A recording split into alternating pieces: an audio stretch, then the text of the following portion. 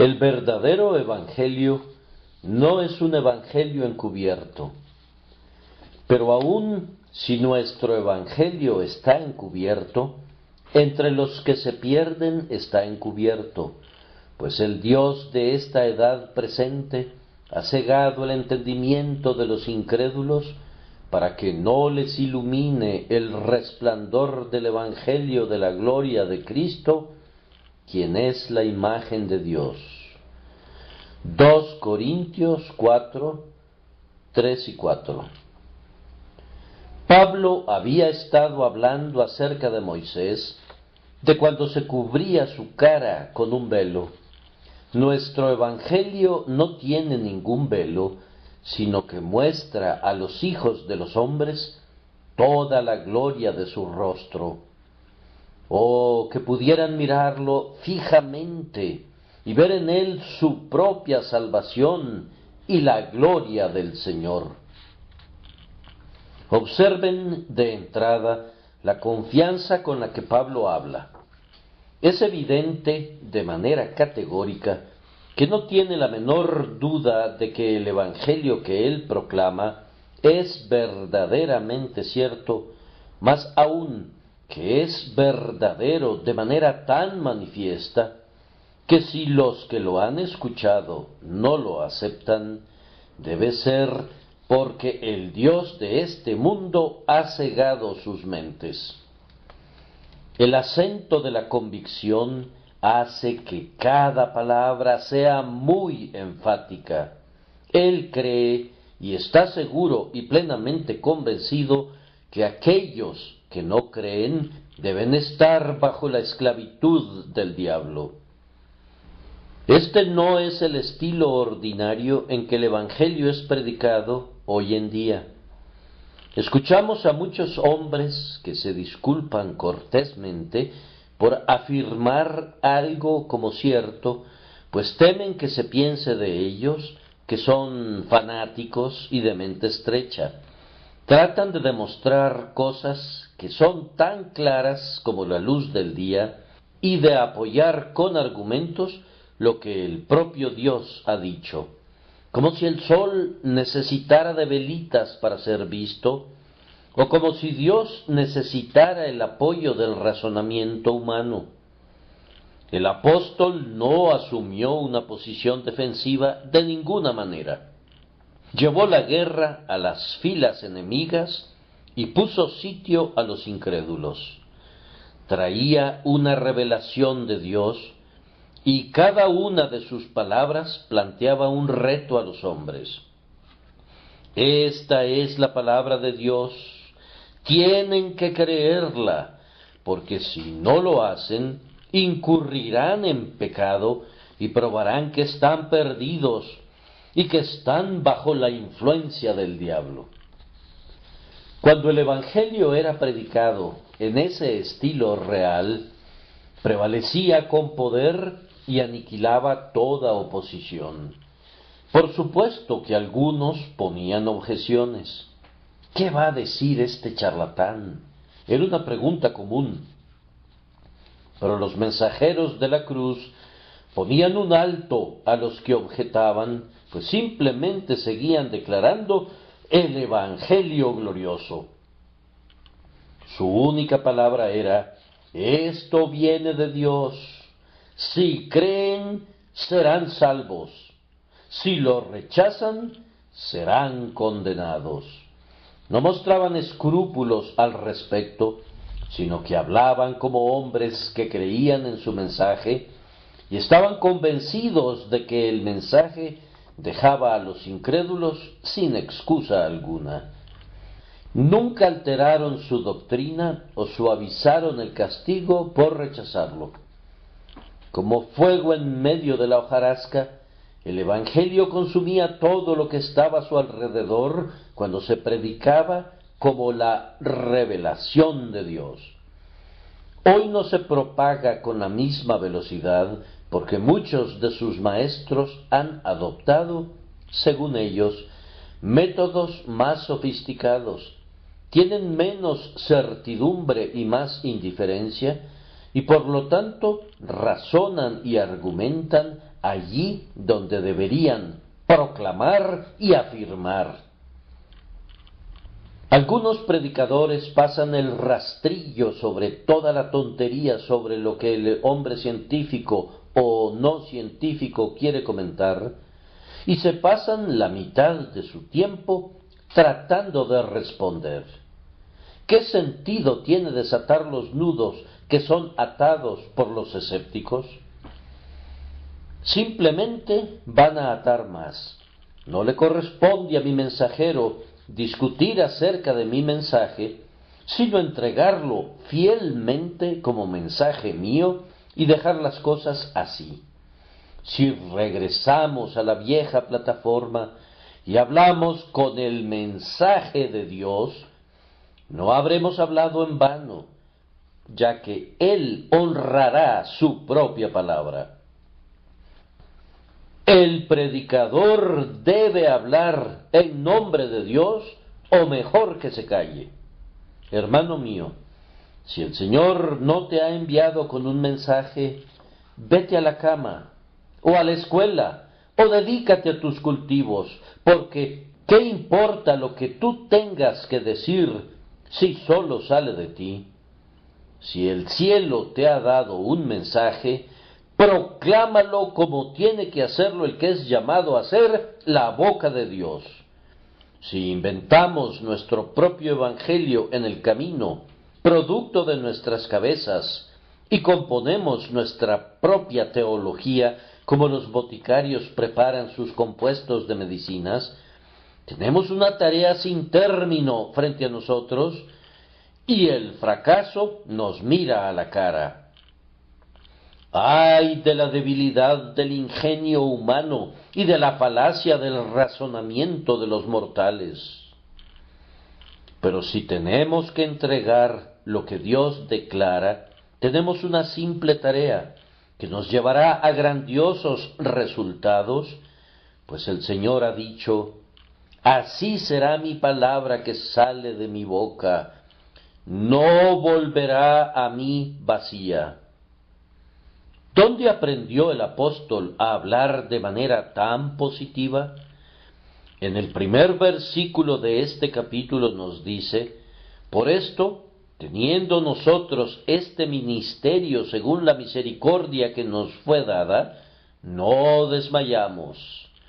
Él mismo había sido una vez un perseguidor y había sido convencido de su error cuando se le apareció el Señor Jesús. Este fue un gran acto de misericordia.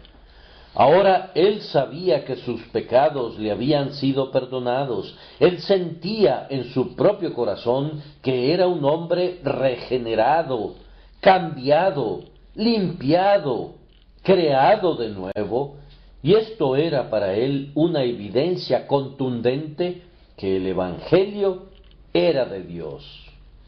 Para él, de cualquier manera, el Evangelio era una verdad comprobada, que no necesitaba ninguna otra demostración que el efecto maravilloso que había ejercido sobre él. Habiendo recibido él mismo la misericordia, juzgaba que otros hombres también necesitaban esa misericordia igual que él, y que el mismo Evangelio que había traído luz y consuelo a su propia alma, les traería la salvación también a ellos. Esto le animaba para su trabajo.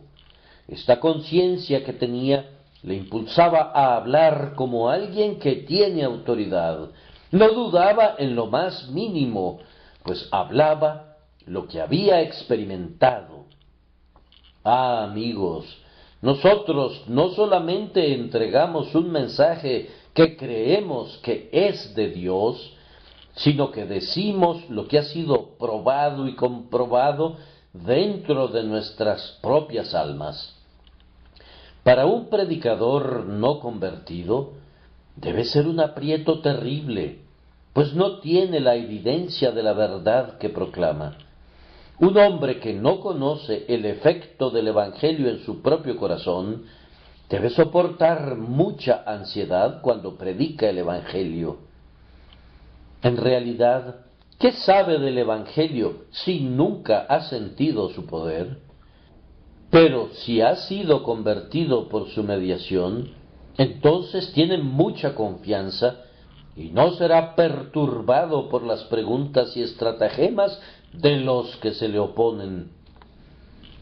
Su conciencia más íntima lo fortalece durante la predicación del mensaje.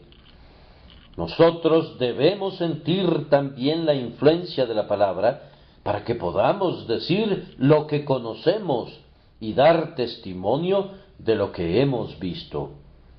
Habiendo recibido misericordia, no podemos sino hablar de esa misericordia positivamente, como una cosa que hemos probado y experimentado.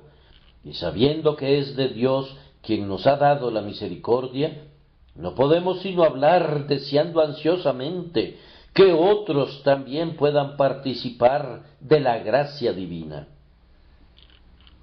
Ahora vamos a reflexionar sobre nuestro texto.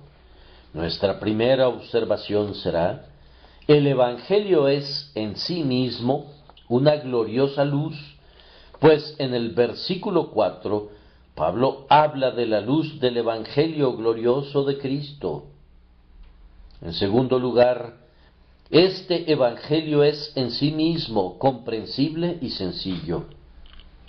En tercer lugar, si lo predicamos como debemos predicarlo, lo mantendremos comprensible y no lo mancharemos con sabiduría del mundo. Y en cuarto lugar, si es en sí mismo una gran luz, y si es en sí mismo claro, y si la predicación es clara, entonces, si los hombres no lo ven, es porque están perdidos. Es un signo fatal que los hombres no puedan percibir la luz del Evangelio de la gloria de Jesucristo. En primer lugar, pues, el Evangelio es en sí mismo una gloriosa luz. En innumerables lugares en el Nuevo Testamento es descrito de esa manera. Esta es la luz que ha venido al mundo, porque las tinieblas van pasando y la luz verdadera ya está alumbrando. Observen que esta luz revela la gloria de Cristo. Así lo traducen claramente las nuevas versiones de la Biblia: el resplandor del Evangelio de la gloria de Cristo. Los judíos tenían una forma diferente de expresarse que los griegos, y las traducciones antiguas, teñidas de la forma judía de ver las cosas, presentaban el versículo así: el Evangelio glorioso de Cristo. Pero si se toma directamente del griego, entonces la traducción es el resplandor del Evangelio de la gloria de Cristo. Ambas traducciones son válidas, pero la segunda transmite la idea de manera plena, con un sentido de frescura que es digna de tomarse en cuenta. El Evangelio revela la gloria de Cristo. Nos dice que Él es el eterno Hijo del Padre y que todas las cosas fueron hechas por medio de Él y que todas las cosas fueron creadas para Él y que por su causa continúan existiendo. Tomadas aisladamente, estas cosas pudieran no haber sido buenas noticias para nosotros, porque siempre es bueno que la criatura esté informada acerca de su Creador. Pero el Evangelio va más allá y nos revela que este siempre bendito Hijo del Altísimo vino a la tierra en su infinita misericordia, tomó nuestra naturaleza y nació en Belén y se convirtió en un hombre verdadero, así como era verdadero Dios. Esta era la primera nota del Evangelio y había tanto deleite en ella que motivó a cantar a todos los ángeles en el cielo, y los pastores que cuidaban los rebaños durante la noche escucharon los villancicos de la primera Navidad que brotaban del cielo de medianoche. Gloria a Dios en las alturas y en la tierra paz entre los hombres de buena voluntad. Que Dios se hiciera hombre sólo podía significar paz para el hombre. Que el heredero de la gloria se encarnara en su raza sólo podía significar misericordia para el culpable. Que quien ha sido ofendido asuma la naturaleza del ofensor, deben ser buenas nuevas para nosotros. Así vibró con fuerza la primera música del Evangelio puro que alegró el oído de la humanidad. El Señor Dios omnipotente se convirtió en Emmanuel, que significa Dios con nosotros, porque un niño nos es nacido, un hijo nos es dado, y el dominio estará sobre su hombro. Se llamará su nombre Admirable. Este es el principio del Evangelio de la gloria de Cristo. Él obtuvo una mayor gloria al despojarse de su divina gloria.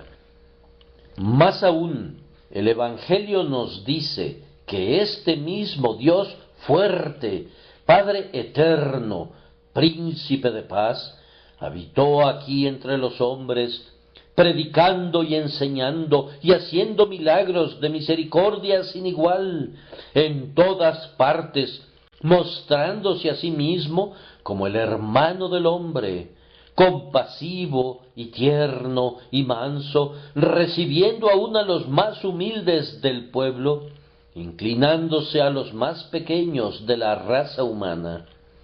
Está escrito: se acercaban a él todos los publicanos y pecadores para oírle. Y de nuevo tomó a los niños en sus brazos y los bendijo y dijo: dejad a los niños venir a mí y no les impidáis. Hubo una buena nueva acerca de todo lo que él hizo, y una gloria que los hombres que son puros de corazón ven y admiran. Su vida fue una buena nueva. Era algo nuevo y lleno de gozo que Dios habitara entre los hombres y que fuera hallado en condición de hombre. El Dios que odia el pecado y cuya ira se enciende contra la iniquidad, habitó entre los pecadores y vio y palpó sus perversos caminos y rogó por ellos: Padre, perdónalos. Su gloria consistía en ser tan paciente, tan manso, tan abnegado, a la vez que era justo y verdadero. Con toda propiedad, dijo Juan, y el Verbo se hizo carne y habitó entre nosotros, y contemplamos su gloria, como la gloria del unigénito del Padre, lleno de gracia y de verdad. Pero la campana mayor del Evangelio, que suena con la más clara nota, es que este Hijo de Dios, en el cumplimiento del tiempo, se entregó a sí mismo por nuestros pecados, haciendo la ofrenda de toda su naturaleza humana como una propiciación por la culpa de los hombres. Aquí hay una gloria suprema de amor. ¡Qué espectáculo era verlo en el huerto, oprimido con toda nuestra carga de culpa, hasta que el sudor de sangre se hizo manifiesto en él! Verlo soportando ese tremendo peso en el madero, y allí, colgado en medio de agonías de muerte, aguantando el abandono de su padre, con todas las densas nubes de tinieblas como su consecuencia, muriendo él, el justo por los injustos, para llevarnos a Dios. Era la gloria de Cristo encontrarse allí despojado de toda la gloria. Y este es el Evangelio que predicamos, el Evangelio de la sustitución, que Jesús tomó el lugar del pecador y pagó por el pecador lo que se le debía a la ley de Dios por causa de la transgresión del hombre. Proclamen en medio de los gentiles que el Señor reina desde el madero. Despliega la bandera, déjala que ondee hacia el cielo y hacia el mar, en lo alto y a lo ancho. Nuestra gloria solo en la cruz, nuestra esperanza el crucificado. El hombre no podría recibir nuevas de mayor gozo que las que le avisan que el Dios encarnado ha cargado con los pecados del hombre y ha muerto en su lugar. Sin embargo, hay otra nota, porque Él, que murió y fue enterrado, ha resucitado de los muertos y ha llevado nuestra naturaleza arriba a la gloria, y con ella se viste a la diestra del Padre. Su amante corazón todavía está ocupado en la misma actividad que lo trajo aquí abajo. Por medio de su intercesión, Él está salvando a los pecadores que compró con su sangre. Él puede salvar completamente a los que vienen a Dios por medio de Él, puesto que Él vive para siempre para interceder por ellos. Este es el Evangelio de la gloria de Cristo. Es la gloria de nuestro Señor ser el mediador entre el hombre y Dios, intercediendo por los injustos, usando como su argumento contundente la sangre que Él ha derramado. Pero no debo hacer de lado el hecho de que quien ahora intercede por los pecadores en la gloria, vendrá pronto otra vez para juntar a los suyos en Él, para llenarlos de la plenitud de su gloria y para llevarlos para estar con Él arriba donde Él se encuentra. Hay una asombrosa luz en el Evangelio, tanto para el futuro como para el presente. Nos revela la gloria de Cristo, la gloria del amor, la gloria de la misericordia, la gloria de una sangre que puede hacer blanco lo que es más negro, la gloria de una intercesión que puede hacer aceptable la oración más pobre, la gloria de un Salvador que ha triunfado y que vive, quien, habiendo puesto su mano en la obra, no fallará ni se desanimará hasta que todos los propósitos del amor infinito hayan sido alcanzados por Él. Este es el Evangelio de la gloria de Cristo, y su luz es muy clara y brillante. Ahora se nos muestra una segunda verdad. El Evangelio es una luz que revela a Dios mismo, pues de conformidad a nuestro texto, el Señor Jesús es la imagen de Dios. No dijo Jesús: el que me ha visto al Padre. Pues, primero que nada, nuestro Señor Jesús es la imagen de Dios en este sentido, que es esencialmente uno con Dios. Él es el resplandor de su gloria y la expresión exacta de su naturaleza. Él es Dios verdadero de Dios verdadero, como lo establece el credo, y yo no sé cómo expresar mejor esa idea.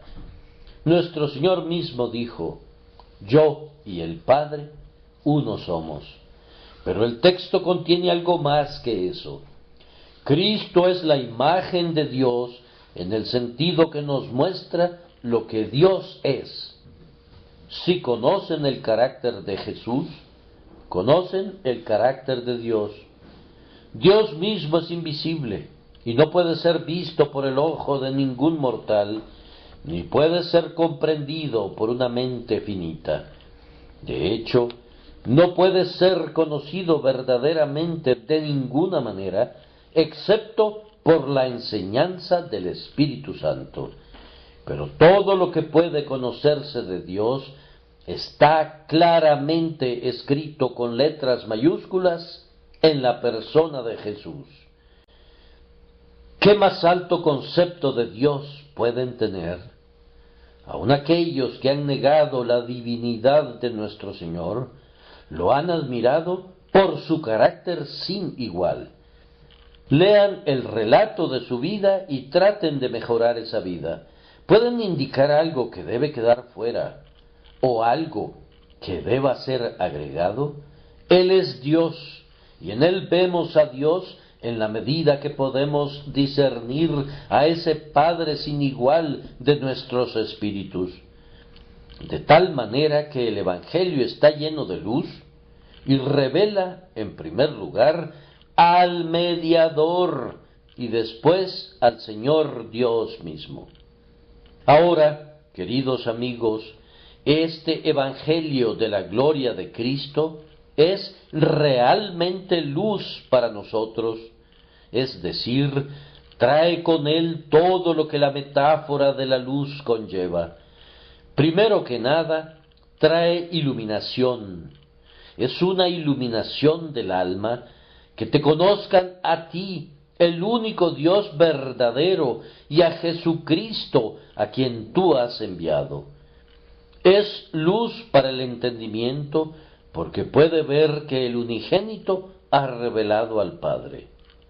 El hombre busca a Dios si de alguna manera, aun a tientas, palpase y le hallase, y el gentil se tropieza aquí y allá, andando a tientas en su ceguera. Posiblemente el mundo estaba más cerca de la verdad cuando lo llamó el Dios desconocido.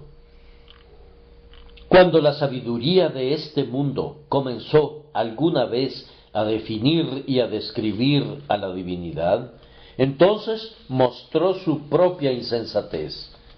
El mundo no ha conocido a Dios mediante la sabiduría, pero en la persona del Señor Jesús tenemos la verdadera representación, la imagen y representación de la divinidad.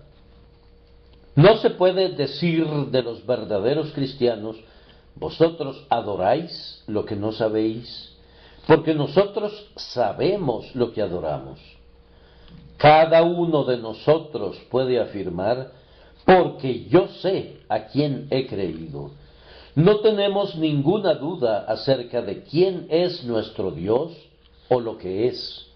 Hay un conocimiento dado a los hombres mediante el Evangelio que genera la luz del día en el entendimiento. Pero también es luz en otro sentido, es decir, en el sentido de consuelo. Cuando un hombre ve a Dios en Jesucristo, no puede ser infeliz. ¿Estaba ese hombre cargado de pecados? Cuando ve a Jesucristo cargando al pecado en su propio cuerpo sobre el madero y cree en él, en ese momento es liberado de su carga. Cuando se agita bajo los cuidados y las pruebas de la vida y por medio de la fe mira a Jesús que padeció sufrimientos infinitamente mayores, entonces es liberado del aguijón de la aflicción. Le tiene miedo a la muerte cuando oye que Jesús dice: yo soy la resurrección y la vida, entonces aprenderá a desear más bien que a temer a la muerte. ¿Le preocupa el porvenir? ¿Se cierne sobre él oscuramente el terrible futuro? Cuando oye que Jesús dice: yo soy el que vive, estuve muerto, y he aquí que vivo por los siglos de los siglos, y tengo las llaves de la muerte y del Hades. Nunca más tendrá miedo del mundo separado de los espíritus, del cual Cristo tiene la llave, ni temblará ante el incendio que arrasa con el mundo, ni la ruina de la creación, porque se sostiene en Él, que ha dicho: porque yo vivo, también vosotros viviréis. Nunca brilló una luz igual sobre los hijos de los hombres. Esta eterna verdad no tiene rival, ni como instrucción, ni como consuelo. Un arcángel no podría decirte el gozo que este Evangelio de la gloria de Cristo ha dado a los hijos y a las hijas de la aflicción. A donde llega, libera a la mente cautiva y quita los dolores del remordimiento. Cuando se le contempla, los ojos llenos de lágrimas son iluminados hasta que brillan de gozo. Oh, el gozo inefable de que Cristo sea nuestro Salvador y que el Dios glorioso sea nuestro Padre. Ahora damos un paso adelante y observamos que este Evangelio es en sí mismo muy comprensible y sencillo. El Evangelio no contiene nada que pueda dejar perplejo a nadie, a menos que quiera voluntariamente quedar perplejo. No hay nada en el Evangelio que un hombre no pueda captar si desea entenderlo. Todo es muy sencillo para el hombre que somete su entendimiento a Dios. Siempre que recibo un libro cuyo contenido me cuesta mucho entender, me gustaría enviarlo de regreso a su autor y pedirle que lo escriba de nuevo, porque estoy seguro de que él mismo no está claro de su contenido. De lo contrario, fácilmente podría hacerme saber lo que quiso decir. Un hombre no domina adecuadamente un tema mientras no pueda comunicar sus pensamientos sobre ese tema, de tal manera que las personas de inteligencia ordinaria puedan enterarse de lo que el autor trata. Ahora, el Señor tiene en su mente un plan de salvación claramente definido para los hombres y lo ha expresado sin ninguna ambigüedad. A ciertos teólogos les gusta predicar un evangelio incomprensible, puesto que esto les da un aire de sabiduría ante el juicio de los necios. Algunos de los que escuchan prefieren sermones que no pueden entender. Para ellos, lo difícil y lo intrincado es como la esencia y lo medular. Una vez escuché que alguien dijo que le gustaba un poco de cartílago en los sermones o un hueso para probar la fortaleza de sus dientes. Podríamos fácilmente darles gusto a tales amigos, pero no vemos ninguna autoridad en las Escrituras para satisfacer tales gustos. Yo me esmero en quitar las semillas de la fruta antes de preparar la comida. Cuando comemos, no es de ninguna manera sano que nos traguemos los huesos, pues no podríamos digerirlos y podrían causarnos una lesión interna. Las almas necesitan alimento espiritual, no más problemas ni acertijos. Así, cuando un hombre predique el Evangelio de tal manera que su presentación no tiene ni pies ni cabeza, no necesitan angustiarse, porque lo que ese Señor tiene que decir no amerita que se preocupen por entenderlo. Si es el propio Evangelio del Señor, los que son hacedores de la voluntad del Señor pueden entenderlo, y si no pueden entenderlo, entonces no es el Evangelio de la gloria de Cristo, sino un evangelio de invención humana. El verdadero evangelio es la sencillez misma. Escuchen, que Dios haya venido entre los hombres y haya tomado nuestra naturaleza, es un misterio de tal magnitud que no sabemos cómo pudo ser. Bendito sea Dios. No queremos saber cómo sucedió, solo sabemos que ocurrió y ese hecho es suficiente para nosotros. Entendemos que el Verbo se hizo carne y habitó entre nosotros y nos gozamos en ello. Observen la doctrina de la expiación. Esto también, como un hecho, es lo suficientemente sencillo. ¿Cómo fue justo que Cristo sufriera en nuestro lugar y que su sufrimiento fuera una expiación por nuestros pecados? Puede ser una pregunta muy profunda, pero el hecho es revelado con mucha claridad. No creo que la sustitución sea un misterio que aturda, pero otros lo creen así. ¿Y qué si así fuera? Su razón secreta no es nada para nosotros. Si Dios ha presentado a Cristo como propiciación por nuestros pecados, nuestra opción más razonable es aceptarlo. No necesitamos pelearnos con la gracia solo porque no podemos entender todo acerca de ella. Es más sabio comer todo lo que se pone frente a nosotros que morir de hambre debido a que no conocemos todos los secretos de la cocina. No se me pide que entienda cómo nos justifica Dios en Cristo, pero sí se me pide que crea que lo hace.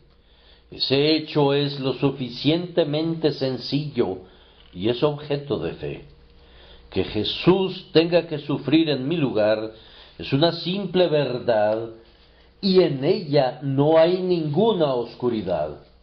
Esa preciosa doctrina que somos justificados por fe, que todo el mérito que tiene la gloriosa obra de Cristo se transfiere a nosotros simplemente por nuestra fe.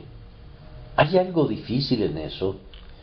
Sé que los hombres pueden cavilar hasta tener el rostro ennegrecido, pero la doctrina es obvia.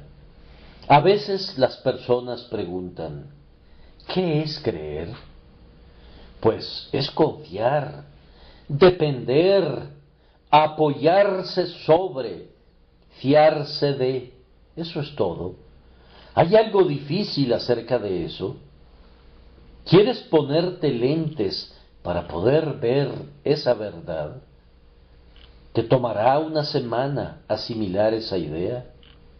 No, el hecho de que Dios se hizo carne y habitó entre nosotros y hallándose en condición de hombre, se humilló a sí mismo, haciéndose obediente hasta la muerte por nuestra causa, y que ahora nos pide simplemente que creamos en Él y viviremos, es una verdad tan sencilla como cualquier otra en la esfera del conocimiento. A algunas personas les gustaría un evangelio de perplejidad. Ellos prefieren un poco de confusión del intelecto.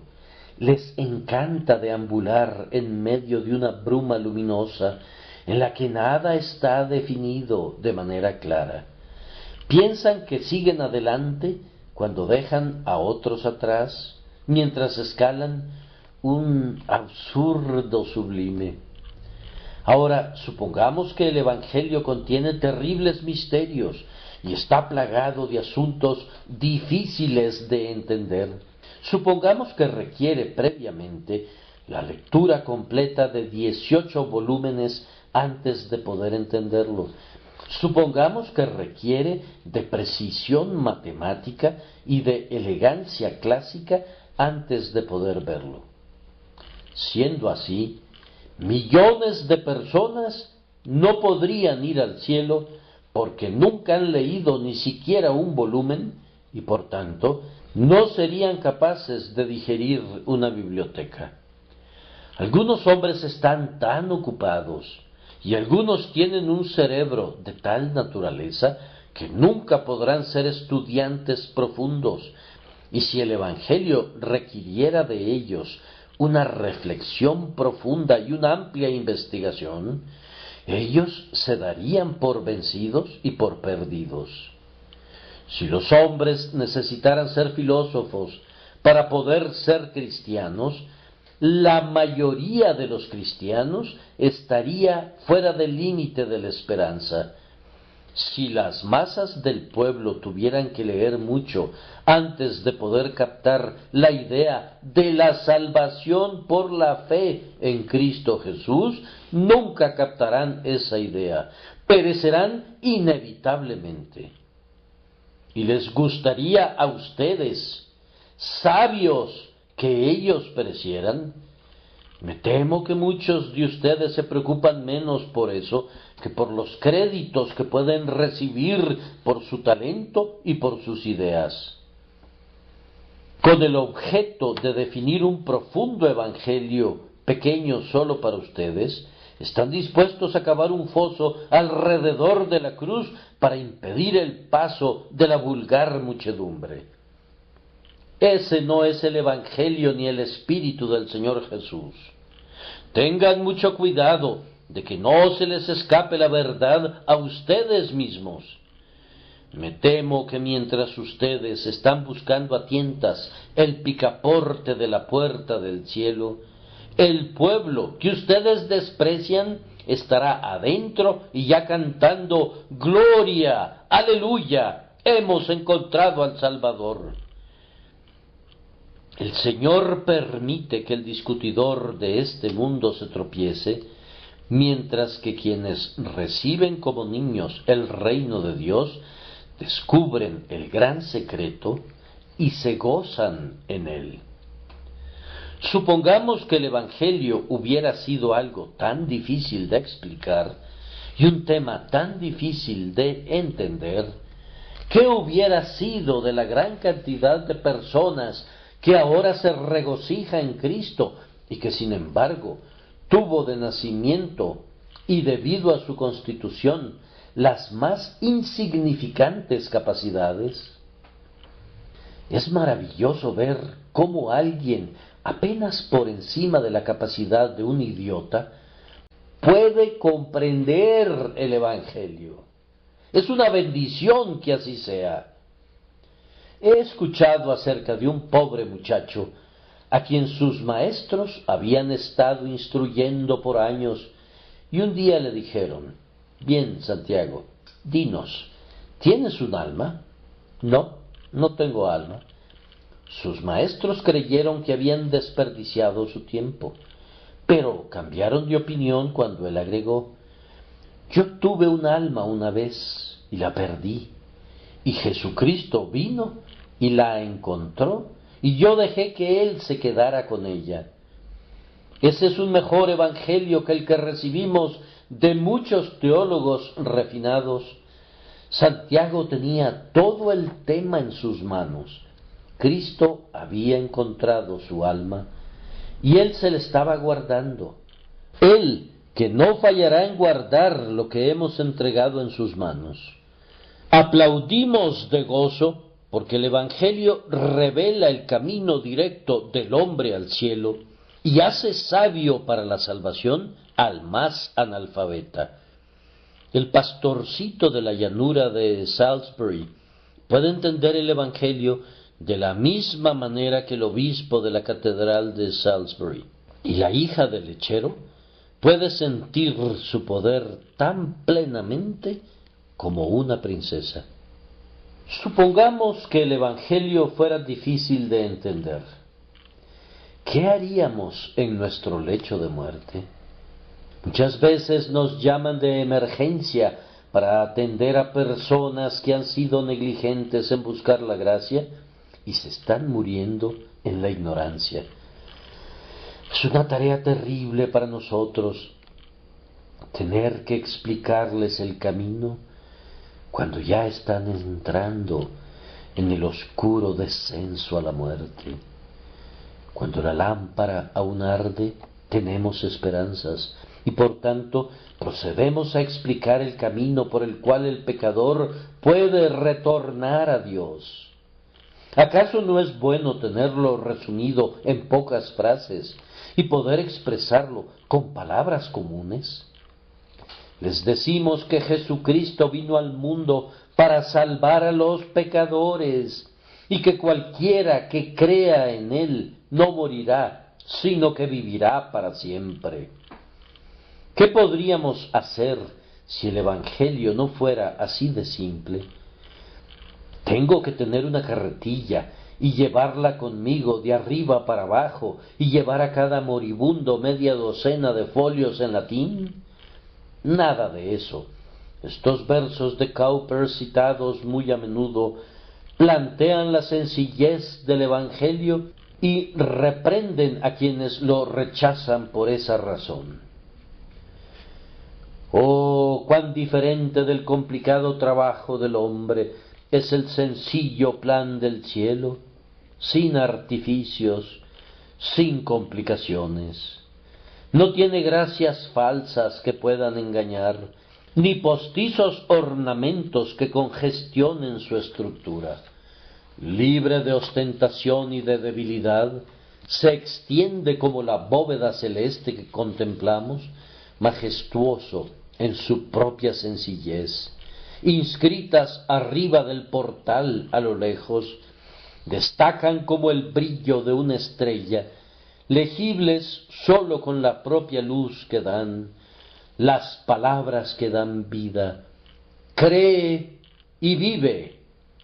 Muchos, ofendidos por lo que les debía agradar, desprecian la dirección sencilla y así están perdidos.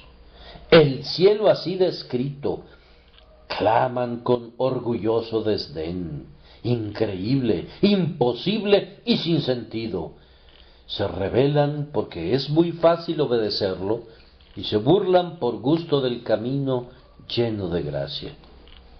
En tercer lugar, si lo predicamos como debemos predicarlo, lo mantendremos comprensible.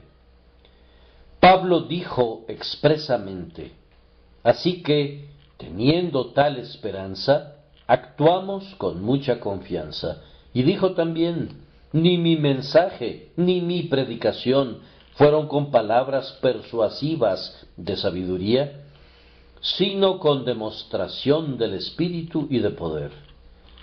El apóstol Pablo era un pensador profundo, un hombre de un gran discernimiento y de una mente sutil.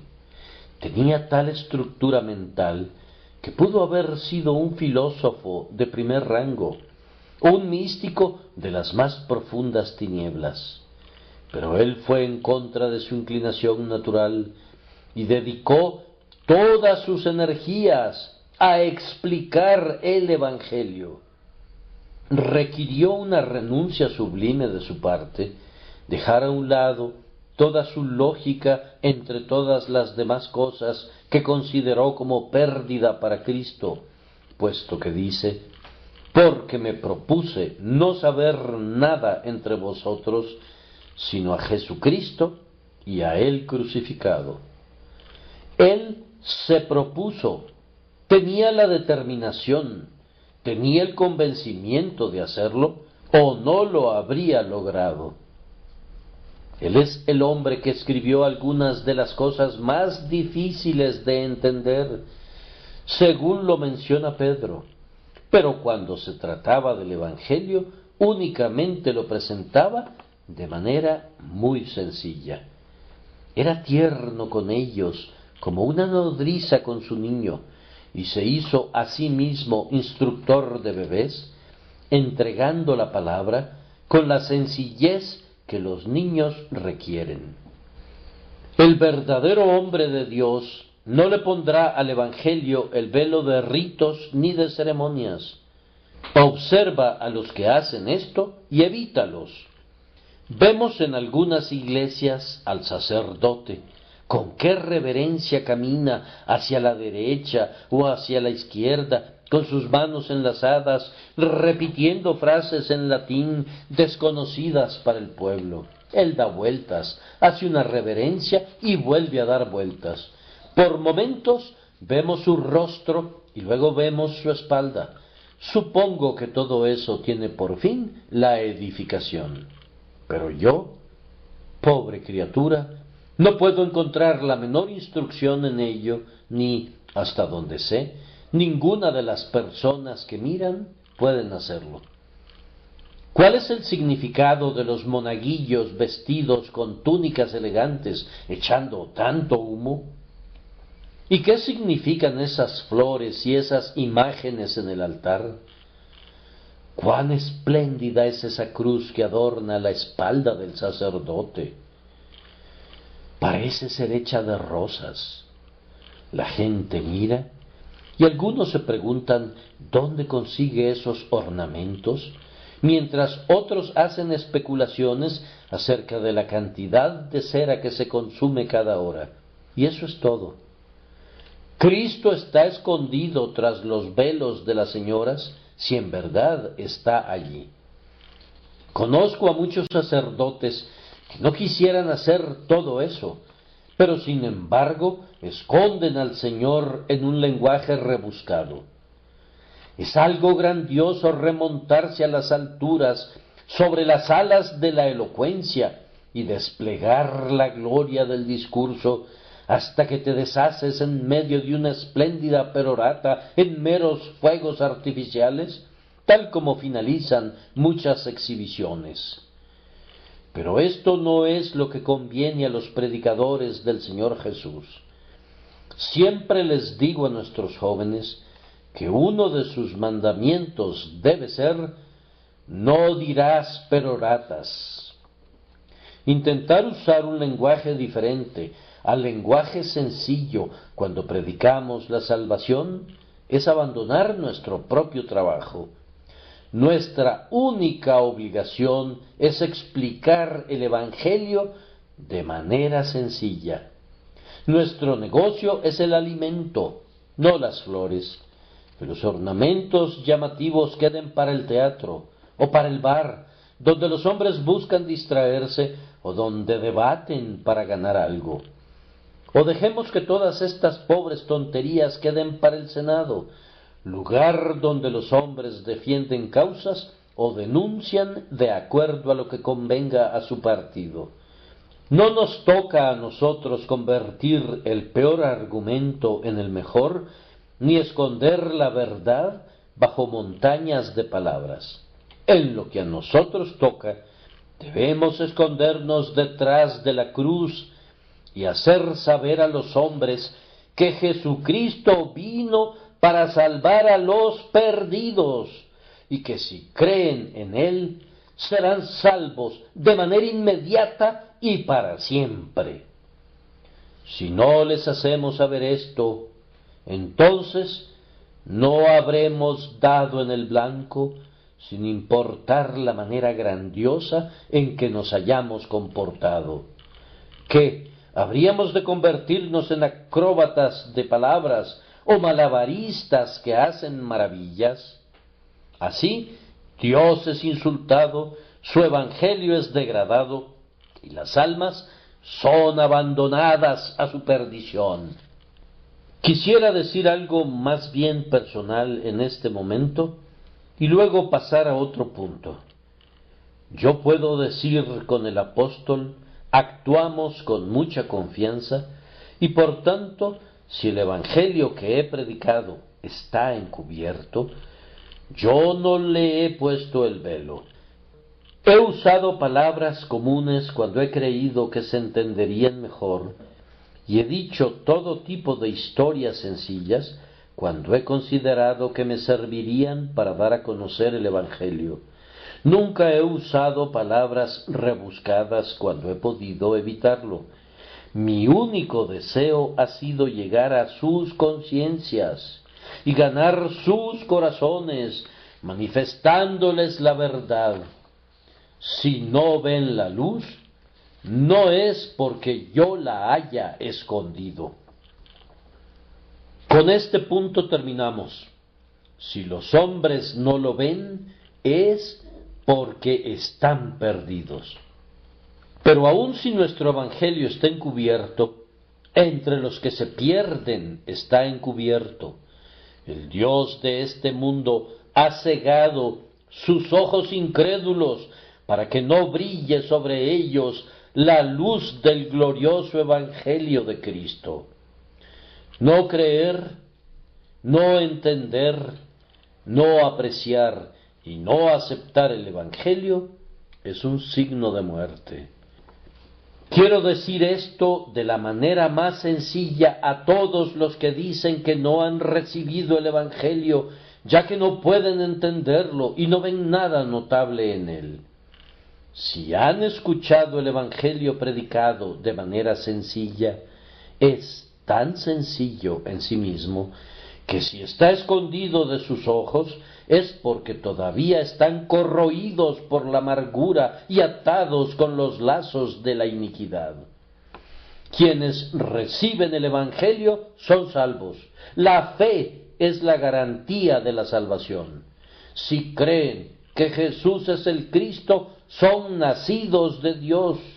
Si lo han aceptado a Él como su Salvador, a quien Dios ha elegido como tal, entonces ustedes son salvos. Pero si ustedes dicen, no, no puedo verlo, entonces sus ojos no pueden ver y están perdidos. El sol es lo suficientemente brillante, pero quienes no poseen la vista no pueden verlo. Dicen ustedes, no puedo recibir el Evangelio, necesito algo más difícil.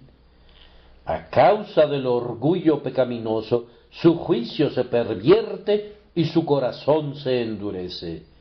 Mientras estén entre los incrédulos, ustedes están todavía entre los que se van a perder, y el Dios de este mundo les ha vendado sus ojos. Oh Espíritu de Dios, convence a los hombres de este pecado que consiste en no creer en Jesucristo. Yo no tengo capacidad de hacerlo, pero, te suplico que tú lo hagas. Que nuestro texto, como una aguda espada, haga un corte profundo y llegue hasta la conciencia. Que esta verdad penetre hasta partir las coyunturas y los tuétanos y discierna los pensamientos y las intenciones de sus corazones. De acuerdo al texto, el que no cree en Jesucristo es un hombre perdido. Dios te ha perdido. No eres su siervo. La iglesia te ha perdido. Tú no trabajas para la verdad. El mundo te ha perdido realmente. No produces ningún servicio permanente para él. Tú te has perdido a ti mismo del derecho del gozo del cielo. Tú estás perdido, perdido, perdido, como el hijo pródigo cuando estaba lejos de la casa de su padre, y como la oveja perdida cuando se separó de su rebaño. No es solamente que te vas a perder, sino que estás perdido, pues el que no cree ya ha sido condenado, porque no ha creído en el nombre del unigénito Hijo de Dios. Graba esas 4 palabras en tu conciencia: ya ha sido condenado, perdido aún ahora.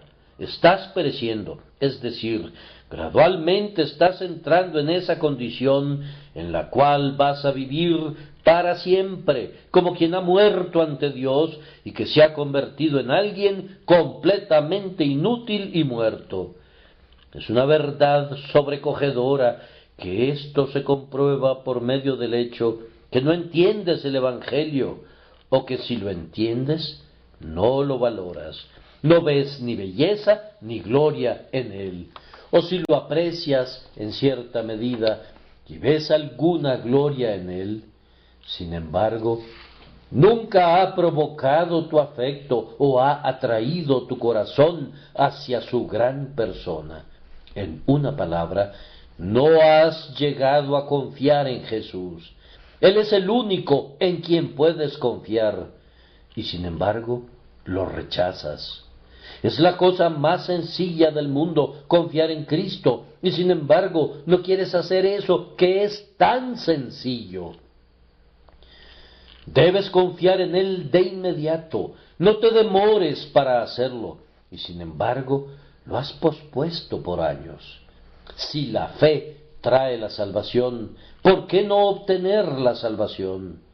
¿Por qué permanecer todavía en la incredulidad, sin creer la más gloriosa verdad que Dios ha revelado al hombre, sin creer en eso que te atreves a negar?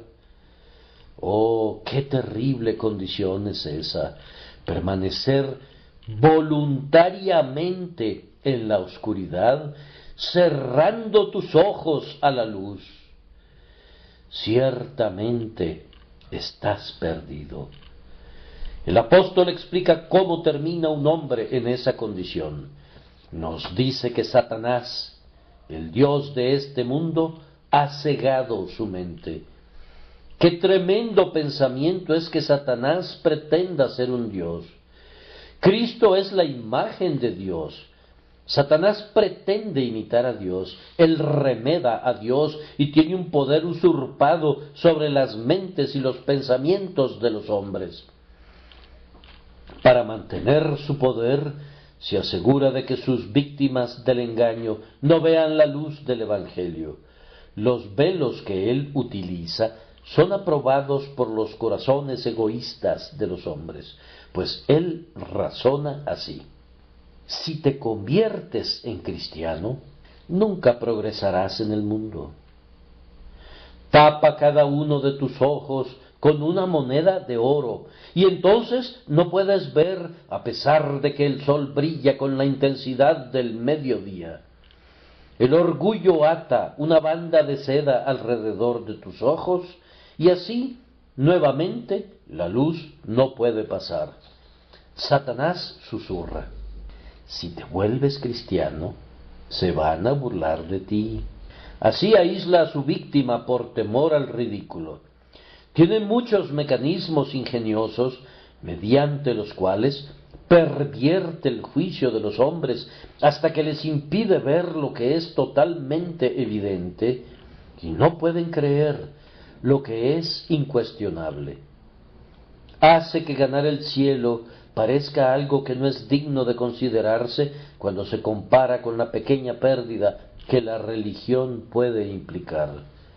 Le oculta al alma la bendición del pecado perdonado, la adopción en la familia de Dios y la certeza de la gloria eterna, echando polvo en sus ojos para que el alma no pueda mirar verdaderamente las cosas. ¿Qué puedo decir para terminar sino esto? ¿Hay algunos perdidos entre ustedes? Según la explicación del texto, todos ustedes son aquellos para quienes el Evangelio está encubierto. Bien, pero gracias a Dios, ustedes pueden ser hallados todavía. Hoy están perdidos, pero no tienen que estar perdidos mañana. Están perdidos mientras oyen este sermón, pero pueden ser hallados al terminar esta predicación. El buen pastor ha salido a buscar a la oveja perdida. ¿Sientes algún anhelo por él? ¿Algún deseo de regresar a él? Entonces, míralo con una mirada de confianza. No estás perdido si miras de esa manera, ni nunca lo estarás. El que cree en Jesús es salvo, y es salvo eternamente.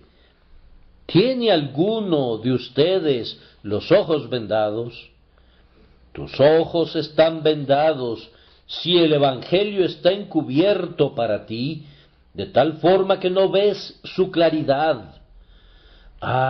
Pero no tienes que permanecer en la oscuridad. Hay uno aquí hoy que da vista a los ojos que no ven.